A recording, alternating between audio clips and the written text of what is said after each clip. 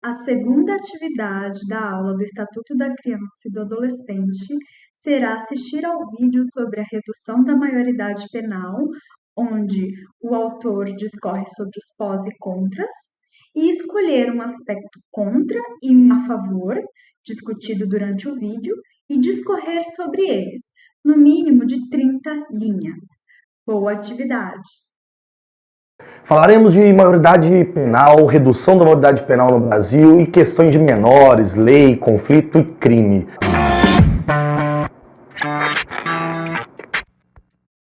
Redução da maioridade penal é um tema polêmico, não? É um tema que levanta muito debate. Mas eu quero que você tenta aqui abstrair da minha aula uma coisa bem básica.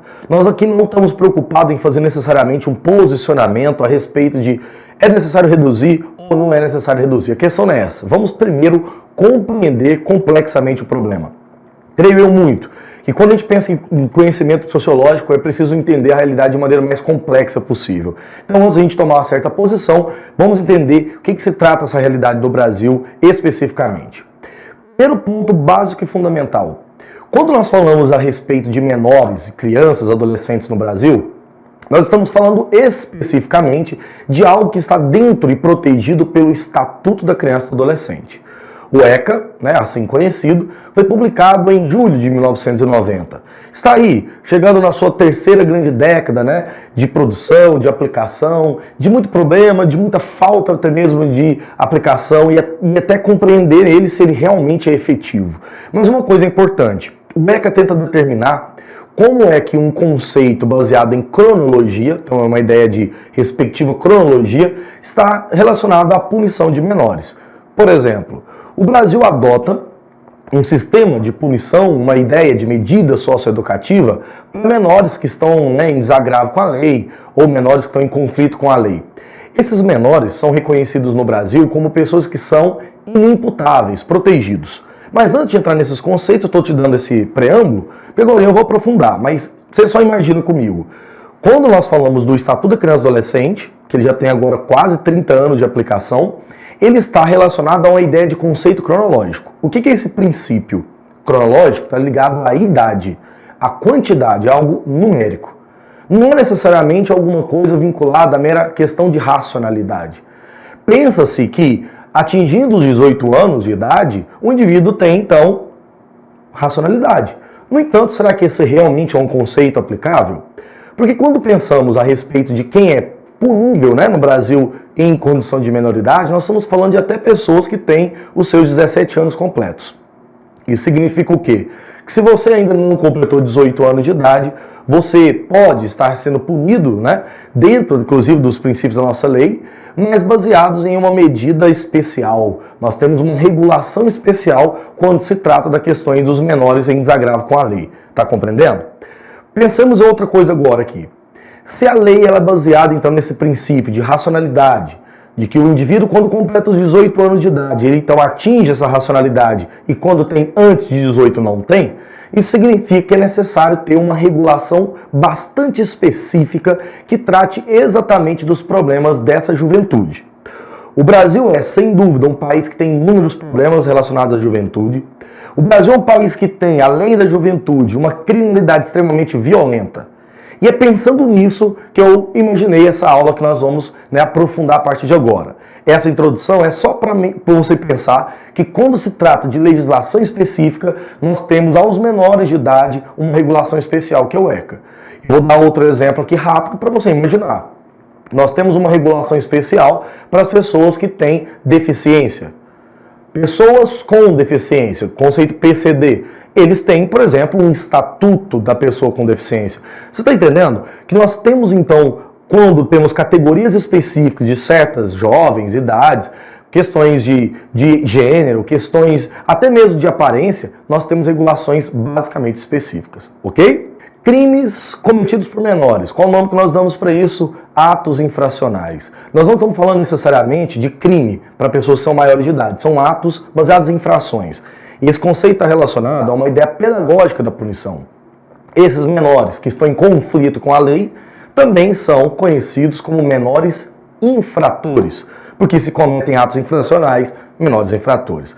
Vejamos que esse conceito ele tem uma categoria bem específica, meninos, justamente porque está relacionado àquela juventude, a um grupo muito, né, seleto de uma parte da nossa sociedade que cometeram crimes. E aqui, a priori, estou usando apenas questões teóricas, estou nem entrando na questão, mas se é consciente ou não é, não. A questão não é essa. A questão é, esses jovens que cometem criminalidade são conhecidos como jovens infratores. E a partir de quando sofrem medidas socioeducativas? A partir dos seus 12 anos de idade até os 18 anos. Vejamos, para ser mais específico, 17 anos completos, porque a partir dos 18 anos, né, assim feito, o indivíduo já é maior de idade, então vai cumprir, né, pela regulação clara do nosso Código Penal, que é geral. Essa juventude de 12 até os 17 anos de idade são considerados adolescentes. Qual que é a diferença para crianças? Crianças são de 0 aos 12 anos. Adolescentes, dos 12 aos 17 anos completos, quando completará 18 anos de idade. É interessante lembrar que esses jovens que cometem esses atos infracionais, quando são penalizados, estão cumprindo medidas socioeducativas. O que são essas medidas socioeducativas? São variadas formas, que vão desde uma advertência, que é o caso mais banal, é o caso, né, mais geral, até um caso mais profundo, que é o grau de internação desses jovens. E esses jovens podem cumprir uma pena que pode chegar até 3 anos de idade. Por que eu estou dizendo isso para vocês? É só para pensar especificamente que você não pode utilizar do ponto de vista legal conceitos que são para maiores de idade e colocá-los aos menores de idade. Então, jovens que estão, né, em conflito, em atrito ou desagravo com a lei, menores infratores, cumprem em punição medidas socioeducativas. Agora surge outro conceito, na verdade 2 conceitos que são, né, antônimos para nós pensarmos. O que significa uma pessoa imputável pela lei e uma pessoa inimputável? A palavra inimputabilidade, inimputável, vejamos, é aquela pessoa que não pode cumprir pena. O menor é considerado inimputável, porque ele cumpre medida socioeducativa, uma pena específica, com caráter pedagógico, que acredita inclusive na reinserção básica do indivíduo novamente em sociedade. Uma pessoa imputável são aqueles que podem cumprir penalidade. Então esses são apenas pessoas acima dos 18 anos de idade. Agora uma perguntinha básica. E uma criança? De 0 aos 12 anos de idade, ela é o quê? Ela é inimputável em qualquer circunstância. Quem cumpre pena no lugar de uma criança de 0 a 12 anos que cometeu uma certa criminalidade, um ato infracional, são seus pais responsáveis ou o Estado, que é responsável por esses menores. Então pensemos a respeito de que uma criança até 12 anos de idade não cumpre pena. Então vai ter casos específicos, né, como são bem raros, mas são casos que existem, de uma criança, vamos imaginar, com 11 anos de idade que cometeu na verdade uma atrocidade, matou uma outra pessoa. Esse indivíduo ele não é penalizado individualmente, assim de maneira direta. Tem casos com psicólogo, né, sei lá, grupos específicos que vão cuidar desse menor caso a família seja omissa, etc. Mas quem é responsável são os seus pais ou, de modo geral, responsáveis legais. Portanto, cuidado ao utilizar conceitos que são para maiores de idade, para jovens, para menores, porque esses conceitos não cabem e eles não existem do ponto de vista prático. Nós temos uma regulação especial que é o ECA, e eu já citei isso no começo da aula, mas ao mesmo tempo nós temos especificamente medidas socioeducativas que podem então colocar esse jovem em uma condição de inimputabilidade ou imputabilidade em determinadas circunstâncias. Agora tratemos de um terceiro ponto fundamental da nossa aula. No primeiro, uma introdução sobre o ECA, a segunda parte, conceitos, agora vamos do ponto de vista mais prático. E o Brasil em circunstância do ECA e essas questões? Vamos lembrar um pouquinho ali do ano de 1993, quando um deputado chamado Benedito Domingos, em 1993, fez uma proposta, uma PEC, uma proposta de emenda à Constituição. Essa PEC, ela serve para quê? Ou para alterar um determinado artigo da Constituição Federal Brasileira ou adicionar uma nova lei. Então ela pode alterar ou adicionar. A grande questão é que a PEC 171 é uma proposta para a redução da maioridade penal de 18 para 16 anos de idade. Nós já tivemos até outras PECs que tramitaram no Congresso, mas foram todas julgadas ilegais, né? Aquelas PECs que não estão, então, possíveis, né, necessariamente de aplicabilidade. Como, por exemplo, certa vez, ali no começo dos anos 2000, fizeram uma proposta popular para uma PEC reduzir a maioridade penal para 12 anos de idade. Na época, os deputados já, não dá certo, não pode, isso aqui altera, né, leis pétreas, isso não existe. A grande questão é, a PEC 171 quer fazer uma proposta de alteração de 18 para 16 anos de idade, alterando o artigo 228 da Constituição Federal, que diz que todos os indivíduos menores de 18 anos são inimputáveis, ou seja, você acabou de ver comigo, não podem cumprir pena. A grande questão é que essa PEC criaria uma nova lei. Essa nova lei, alterando o artigo 228, diria: são inimputáveis as pessoas abaixo dos 16 anos de idade. Então a proposta é: não pode cumprir pena quem esteja abaixo de 18. A proposta agora altera para: não cumprirá pena pessoas abaixo de 16 anos. E essa PEC tem muito tempo que está tramitando, desde 93. Então nós temos aí mais de 25 anos, 26 anos de debate intenso dessa PEC. O problema é que ela vai e volta, isso não necessariamente é aplicável. Por quê? Porque essa PEC ela faz uma alteração em um artigo que é visto como um artigo de lei pétrea. E lei pétrea não pode ser alterada, a não ser se a Constituição Federal, cair. E aí é óbvio, evidente, que essa proposta ela vai e volta sempre no Congresso. Nós tivemos agora em 2014, 2015, ela de novo dando um suspiro. Ela parece um fantasma, ela dorme e volta, mas ela voltou. E ela voltou com os deputados tentando ali fazer um processo de mudança. E aí, vamos de fato reduzir a maioridade penal? Eis que os deputados aprovaram uma primeira instância, mas ela caiu novamente, porque barrou mais uma vez, devido aos órgãos, né, que cuidam das crianças e adolescentes, dizer que ela na verdade, ela bate direto contra a Constituição Federal. Para ela virar uma lei, de fato, o que é necessário primeiramente fazer? Vamos lá? Primeiro passo básico e fundamental. Depois que a PEC é elaborada, certo? Depois que ela é criada, existe uma CCJ na Câmara dos Deputados que elabora o projeto. Eles vão elaborar o projeto, é uma Câmara de Constituição e Justiça, é um conjunto específico de deputados que vão ali organizar o projeto, etc. Passou pela CCJ, ela vai ter uma Câmara, um conjunto de pessoas, uma comissão de avaliação especial. Essa comissão vai avaliar se o projeto está de acordo com a Constituição. Então vamos ver aqui se tem alguma coisa que fere a Constituição, etc. Ok, ela caminha. O próximo passo é um próximo passo pouco mais complexo. Ela precisa ter, no mínimo, entre os nossos 513 deputados, 308 votos a favor. O que significa é que agora a primeira instância de votação é lá no Congresso Nacional. Então nós temos o terceiro passo fundamental, como a votação na Câmara. Essa votação na Câmara, ela precisa então de ter essa numeração básica aí para ser aprovado. Aprovou. O que fazer agora? O quarto passo específico para uma PEC ser aprovada é uma CCJ no Senado. Mais uma vez, uma comissão especial de deputados vão avaliar. Uma CCJ. Conjunto por deputados, como fizeram lá, agora cai na mão do Senado. Senadores criarão uma instância de organização para saber se essa CCJ ela vai conseguir, por exemplo, aprovar a PEC. Aprovou na mão dos senadores para votação. E essa votação, entre 81 senadores da República, precisa da aprovação de 49. É diante dessa condição que nós precisamos especificamente se essa plenária do Senado aprovou. Se aprovou, não diretamente do presidente da República para sancionar a lei. A partir desse momento, especificamente, se o presidente vetar, o que nessa conjuntura nossa é meio difícil, mas se vetar, ela volta. E ela faz todo esse processo novamente para avaliação. Mas ele não veta simplesmente porque ele quer vetar, tem que ter justificativa, senão já vira lei. Porque nós sabemos que nós somos uma república federativa, baseado numa relação bicameral, duas câmaras. Nós temos um Senado, nós temos um conjunto de câmaras dos deputados. Portanto, para uma avaliação dessa ser feita, nós precisamos saber o seguinte: é uma alteração profunda, está mexendo na Constituição Federal, está alterando fundamentalmente as nossas grandes questões vinculadas à criminalidade da juventude.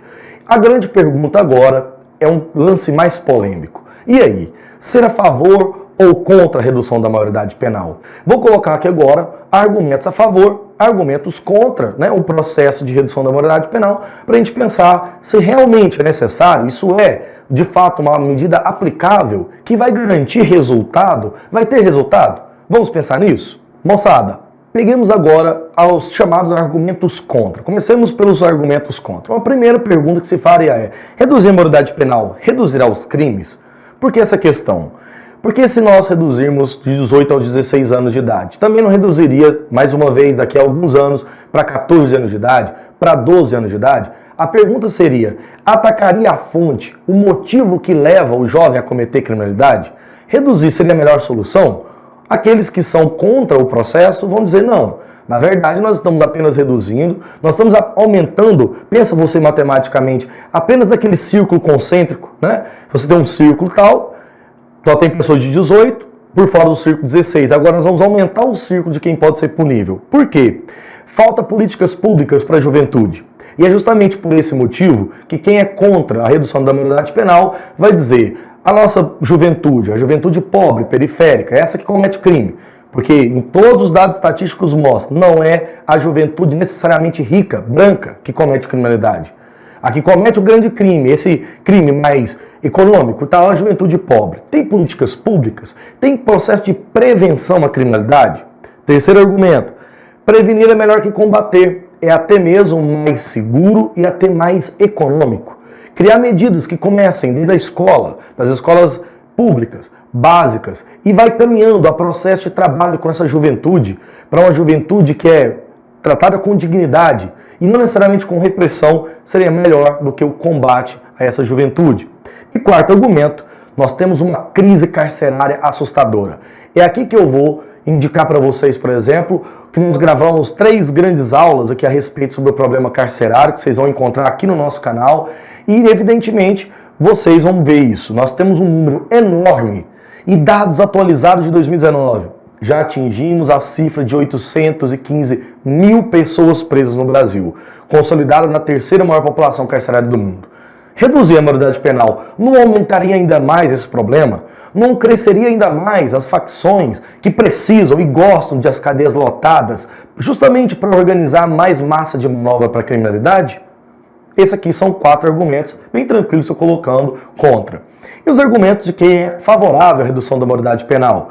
Primeiro, idade para votar e penalizar. Ou seja, se presumimos que a pessoa que tem 16 anos de idade já é capaz de votar, então por que ela não é responsável pelos atos que comete? Esse é um argumento que grande parte da parcela da sociedade brasileira tem. Segundo argumento, punir gasta menos que prevenir. E aí? É uma questão de contraste com o primeiro argumento. De acordo com alguns, as políticas de prevenção são mais onerosas ao Estado. Então são políticas que demorariam décadas, etc. Terceiro argumento, a maioria da população é a favor. Se os deputados então são a casa do povo, necessariamente aquele que representa a vontade popular, a maioria da população brasileira é a favor de tal processo. Então por que não reduzir? Quarto argumento, impunidade. Aqueles que acreditam que é necessário reduzir a maioridade penal vão dizer a respeito de que, se não punirmos a juventude, ela se sente impune, por isso continuará cometendo crimes. Então, aumentando ou recrudescendo a lei, garantiria essa estabilidade. Portanto, você tem argumentos contra e a favor para se posicionar, mas só pensemos, medidas complexas para problemas complexos. É aqui que nós precisamos pensar, inclusive, como que nos outros países do mundo está essa questão. Eu trouxe uma tabela que aparece aqui agora para vocês imaginarem como que nos outros países do mundo tem a questão da maioridade penal. E eu prefiro comparar países europeus com países sul-americanos com o Brasil. Vamos ver não apenas países da Europa e tal, do primeiro mundo, mas também vejamos aqui, vizinhos nossos, como tratam a questão da maioridade penal.